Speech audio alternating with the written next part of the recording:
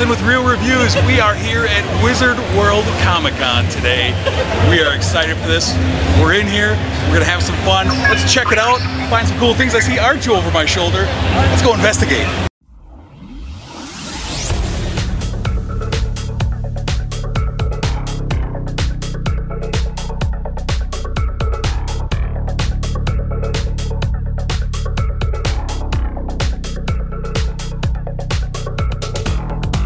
We are here at Wizard World Comic Con here in Madison, and I am joined by Jerry Milani. Jerry, what's your role with Wizard World? Well, I do all the public relations and press. I've been working with Wizard World for 8 years, handle it across the entire series, so I go everywhere that we go.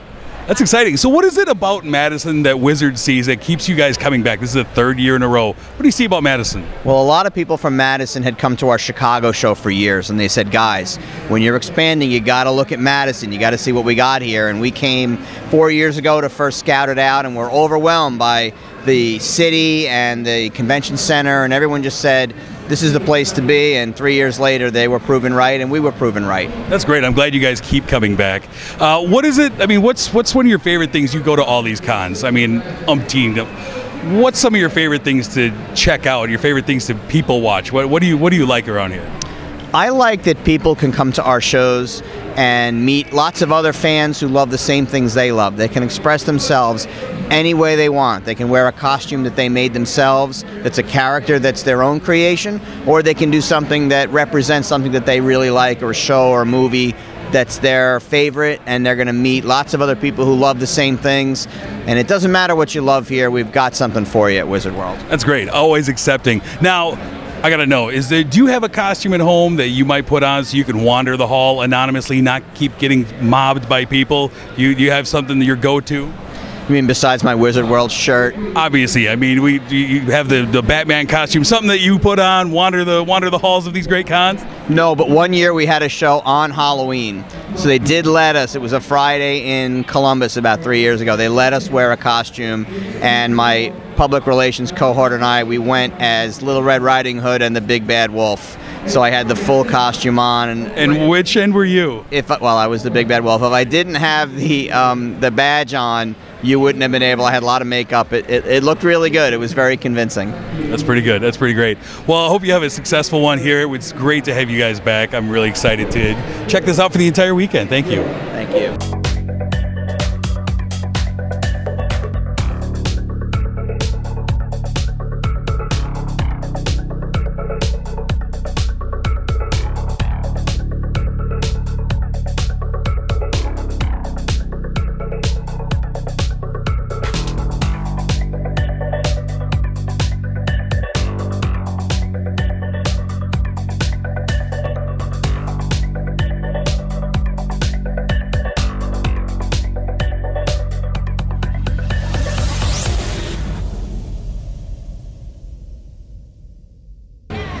All right, we are joined by Thomas Ian Nicholas. You know him, of course, from Rookie of the Year, from the American Pie franchise, among other things.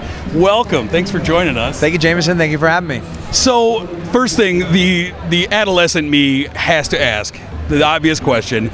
Funky Butt Lovin', was it in the script or was it ad-libbed? Totally in the script. That disappoints me, but all right. The reaction shot, okay. But now you kind of have been known for playing the clean-cut, nice guy, kind of the conscience, real friendly gentleman. Do you ever just want to play a scoundrel, like a real dirtbag character? I've played some pretty evil characters in my day, maybe in some smaller independent films. But yeah, I guess by and large, I'm kind of known as the nice guy. But there's going to be some things that are going to surprise you in some future projects. I brought some visual aids for you, in fact. Let's see these. What do we have? This film I produced and starred in. It's a thriller horror called The Lost Tree. It comes out in theaters Friday the 13th. I like what we're doing. Yeah, you have a horror movie, you got to release it in October. Absolutely. So that stars myself, Michael Madsen, Lacey Chabert, Scott Grimes, Claire Kramer, and then I have another film where I don't play like quite a clean-cut guy in this one. Okay. This one, and both of them, I've got a little fallible side to me. Yeah. This one is unfortunately John Hurd's last movie. We finished ADR with him, and then he unfortunately passed away like 5 days later. It's called Living Among Us, and it comes out in theaters in January. It also stars William Sadler. We're going to dedicate the movie to John Hurd's memory, and I'm in it as well. And then in Handbook for Mortals, this is more of a fantasy, so I play the nice guy again. But this came out as a book on August 15th. Which we've got copies here at Wizard World Comic Con that we are selling, and you can get them signed by the author who's here as well, my business partner Lanny Sarum. And then we are producing it into a film later this year, so it'll come out next year in August. And then there's another film that I don't have a visual aid for that I produced and starred in. It's called Strange Ones, and I actually play a demon. So you want to talk about that dark and creepy side? My main thing in the movie is I get attached to this girl, and I'm cursed to only be able to kill people that are mean to her. So she's bullied at school, so I kill all her bullies. Some people would like that. Some people wouldn't mind having you around. Yeah, I mean, I think the idea of it sounds cool until you really start seeing it happen, and then it's a little bit, And what's that one going to be called? Strange Ones. So, you got Lost Tree, October, Living Among Us, January, Handbook for Mortals, August, and then Strange Ones will be after that. And then in between all this, you've got the band going on. What's going on with that? What's in the future for the band? Well, I've been touring around for, a number of years now. We just did a tour in the Midwest. I haven't played in Wisconsin yet, so we need to get you out here. I'm going to change that because I'm going to play the entertainment stage, doing 3 sets, just acoustic. So I've got a set here in a little bit, and then doing 2 more. On Are you going to be playing Heroes or Humans? That's one of my favorites. Now that you've mentioned it, I'll play it for you. I'll put it in the set. I kind of wing it as far as the set list. It's just me, so I can pick the songs I want to play. So because I'll just yell it out from the back of the crowd. You've now requested Heroes or Human, I will play it. Good. So we are at Comic-Con. I mean, you see there's cosplay is a central tenet to this. If you could, your choice, if you could play any comic book character in a film, who would you be? I was recently asked this question, and I was immediately stumped. And the only thing that spun in my head was my father-in-law, who, when he was 16, had the largest personal comic book collection. It was 27,000 comics.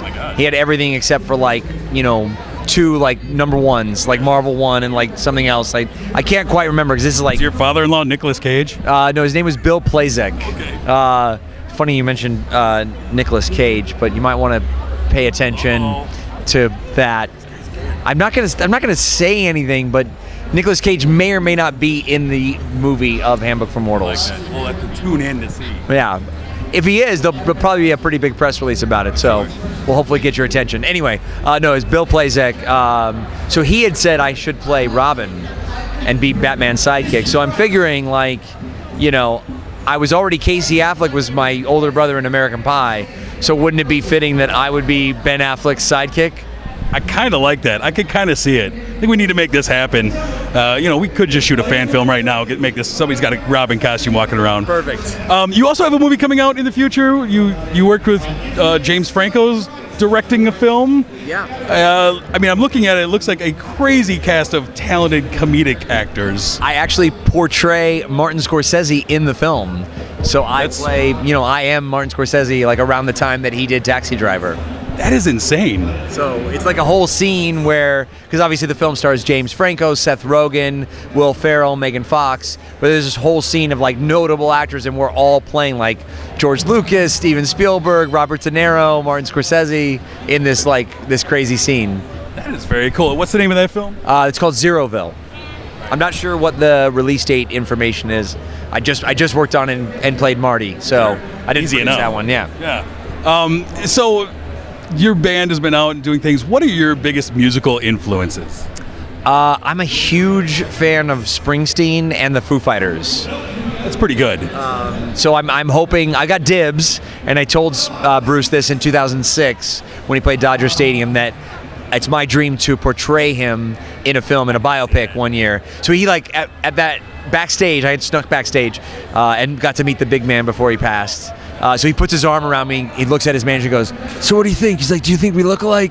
And John Landau's speechless, looking at both of us. And then, Foo Fighters, I would love to tour with those guys. I actually recorded Frat Party, my recent album, at Studio 606 on the Neve console. Dave was out of town, so I still haven't met Dave Grohl yet. But yeah, they're coming to town here. I'm looking forward to seeing them. Pretty excited. I could definitely see Springsteen right here, though. I mean, you got the outfit on too. I mean, you just need the black shirt, right? That's it. That's excellent. Well, thanks a lot for your time. Thanks for coming out, and we enjoyed talking with you. Right on, James. Thanks. Thank you so much, man. Thank you, man. Cool. All right, we are having fun here at Comic-Con, and I am joined by somebody special. We've got Celebrity Row down here. Who do I have? I'm Monica Rial. I'm a voice actress for anime, video games, and cartoons. Now, what would people know you best from? I am the voice of Bulma in Dragon Ball Super and all the new movies and all that good stuff. I'm also Mira Jane in Fairy Tail and Suyu, also known as Froppy in My Hero Academia. And like 500 other things. Right. So what got you into voice acting? You know, you would think with my voice that was always my aspiration, but I didn't even know that was a career. Like, I knew cartoons didn't speak for themselves, but I didn't realize you could get a job doing that. So I was just an actor, and I was an actor in Houston, Texas, and I was on stage, and a friend of mine was like, hey, I'm doing this thing, and you should do it because it's all about kids saving the world, and you sound like a kid. I'm like, thank you, I think. So I called, and that was ADV Films way back in the 90s, and I started working then, and I thought it was going to be like a cool, college gig, and it ended up being my career. So is voice acting like the coolest job ever, or what? It's pretty cool. I'm not gonna lie. I mean, it's pretty awesome because you're not judged by what you look like. I can play a child, I can play a horse, I can play whatever I want to play. And also, I can do it in my pajamas. Right. Yeah, that's what I thought too, is you can show up however you want. The only time I have to get dressed up is when I come to these things because Google is forever, and so I don't want to look crazy. But other than that, like, you don't ever have to wear clothes. Well, clothes you do. Pajamas.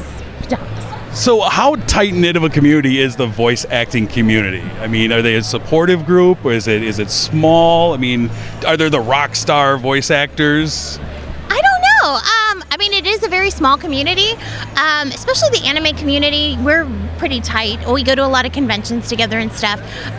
Overall, the broader voice acting community is bigger, but you still have those connections and everything. I think once you make a career in doing voiceover, especially for cartoons and animation and stuff, you reach this level where you kind of know everybody and everybody knows you, and even though you may not have met, you know their name and you follow each other on Twitter and go, I support you. And it's really nice because, yeah, there's not the competition you see in film and stuff because your voice is your voice is your voice and you can't really change it all that much. So if you're not right for it, you're not right for it. So we don't have that kind of. So how would someone who wanted to get into, someone who has a voice that they think needs to be heard, behind the voice?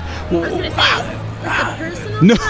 Well, you've got a great voice. Well, no, but I mean, how would somebody get into this? I mean, it's hard for me to say because I just kind of fell into it. I will say that what I tell people is theater, like act. You know what I mean? I think a lot of people forget. They'll be like, oh, look at the on-camera actors and the stage, the actors, and then they're like, oh, and then there's the voiceover actors. Anybody can read, and I'm like, but you still have to have that acting experience and that kind of foundation in theater or acting as a whole. So that would be my advice. I think that there's almost it's a whole different thing. Like you don't get the facial expressions to project what you want. You only have your voice and then whatever the animation is there, but that you don't have all the instruments to be able to get what you need to get across. It feels like it's almost tougher. Yeah, I think a lot of people don't understand, and we've had people that were on Broadway, that were on television shows, that come in and try to do it, and they're like, I suck at this. And we're like, yeah, you kind of do. Because it's totally, you rely so much on your physicality. And when I started, I was a stage actor, so there was that time of like, I don't know what to do with myself because I'm so used to emoting and nobody can see that now. I do find though that it helps to still do those things because it makes it sound more genuine, more real. But yeah, there is a transition period and it is hard. I mean, especially the dubbing work, the ADR work, that's some of the hardest stuff I've ever done. And unfortunately, the level of respect that you get is like way at the bottom. And I'm like, that's the hardest part. Now you have won a couple of BATVAs. Where are your awards right now? I don't know. What a terrible answer. I mean, they don't actually send you anything. Really? No, it's just kind of like an online thing. There's not a big ceremony? No, it's not even voted on by your peers. They just randomly hand out these awards. Like the show, and everybody votes on it, and that's great, you know. But yeah, no actual awards. So do we need to start like some sort of prestigious awards ceremony for voice actors? Do we need to work on this? We had one 1 year, at least for the anime world. There is one for like general Western animation, but for anime, we had the first annual anime awards, and it was also the last annual anime awards. What happened? I don't know. I guess it just didn't take off the way they thought. But also, that was like 10 years ago. I think if they tried it again, maybe somebody's going to get that idea out there and run with it. Yeah, patent pending. We're running with this all the way.